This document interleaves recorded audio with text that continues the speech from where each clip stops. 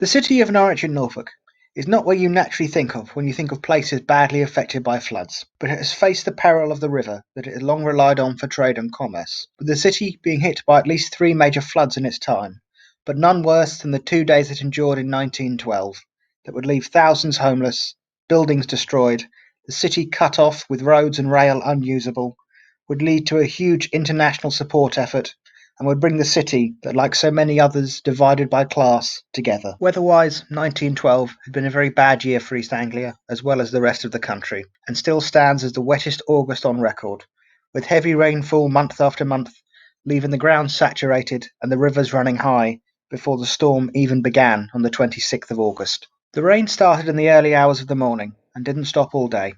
By early afternoon, the city's trams were forced to stop operation as the rails had become submerged. The coming evening brought little relief, as the rain showed no signs of stopping, with 3 times the average amount of rainfall for a month already falling. Both the richer citizens in the larger homes in the south of the city and the poorer, crammed into their yards in the north, could do was watch and hope the next day would bring better weather and better news. The city had been hit with bad floods before, in 1612 and 1878.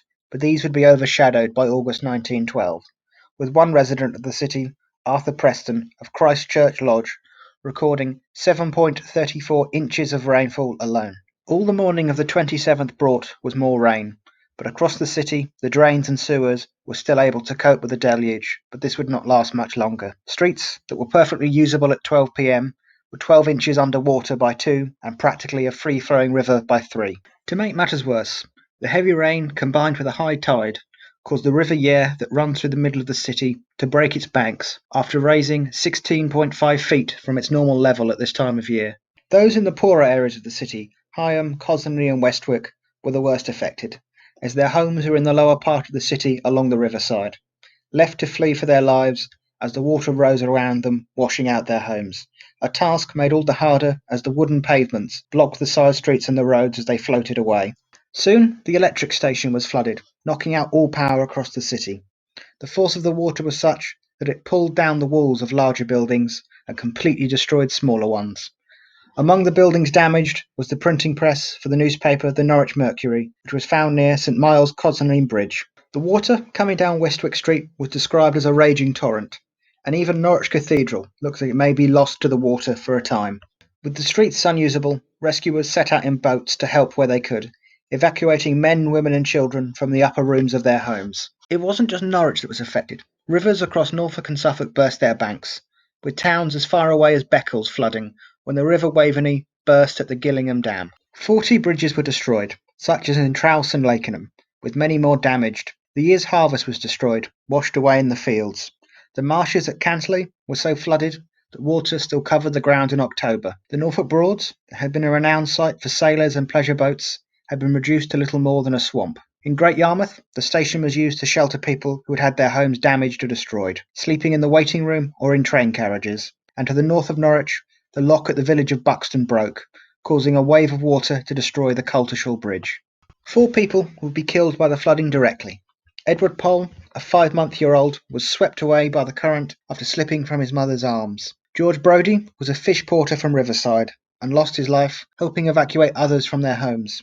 Mrs. Kemp of Oak Street was reported to have died from shock. And outside of Norwich, a Mr. Holt, a postman, was killed trying to cross flooded roads on his horse and cart, with at least one other person dying from other conditions due to a doctor not being able to attend to them. Norwich was undoubtedly the worst hit, with 3,500 homes flooded, 15,000 people affected, 2,000 of whom had lost their homes, with many losing everything they owned. Although the city lay in a state of ruin, the event brought people closer together. Rich or poor, no matter where they were born or how they had lived their lives, now queued outside of schools, churches and St Andrew's Hall, waiting for clothes and food.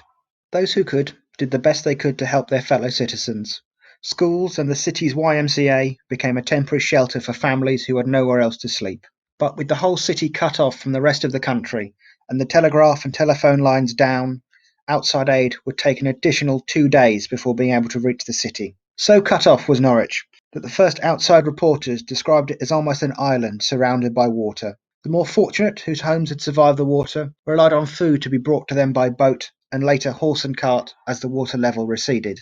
In their time of need, Many look to the city's Lord Mayor, Henry Copeman, who launched a nationwide appeal for help, writing to every prominent newspaper in the country with this message. May I be permitted to address an appeal to those of your readers whose sympathies may be aroused with the city of Norwich, on behalf of the fund which has been opened to the relief of the victims of this week's disastrous floods. The citizens are responding nobly to the call that has been made upon them. Their Majesties, the King and Queen, have most promptly shown their sympathies with the sufferers in a practical way. Generous donations have been received from total strangers to the city, but despite what has already been done, the situation demands that the fund should be built up on the broadest possible basis. Following the rainfall, unprecedented in the records of the Meteorological Office, whole streets in the low-lying part of the city have been flooded, houses rendered desolate, the furniture and bedding destroyed, and their occupants homeless and resourceless.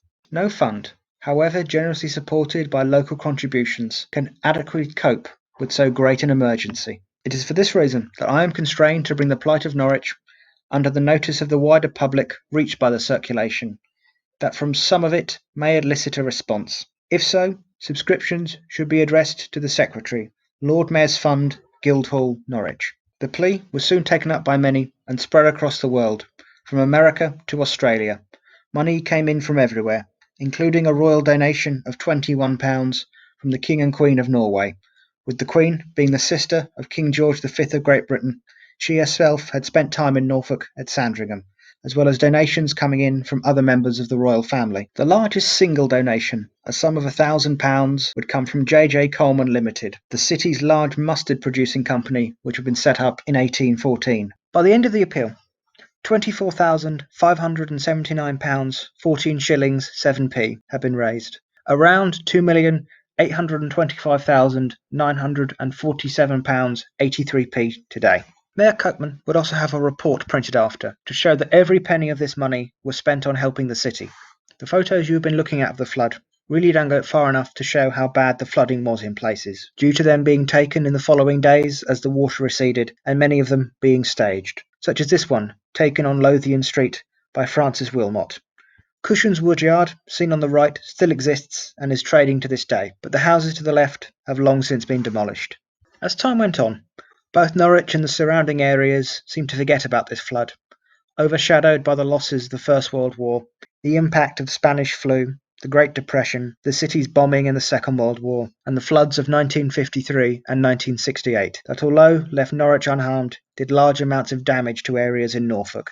As you go around Norwich today, you may see in certain places these markers, showing the water level at the height of the flood. They can be hard to spot as they are remarkably easy to walk past, but can be found all over the city, with my favourite being found on the wall where New Mills Yard meets Westwick Street, as it gives the water levels of the flood that preceded the flood of 1912. In the description, you can find a PDF from the Norwich Society that gives you the locations of all these flood markers around the city if you are interested. I hope you've enjoyed this presentation. All the information and pictures used can be found in the description below.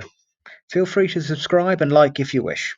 This was The Great Flood of Norwich, and this was a little bit of history.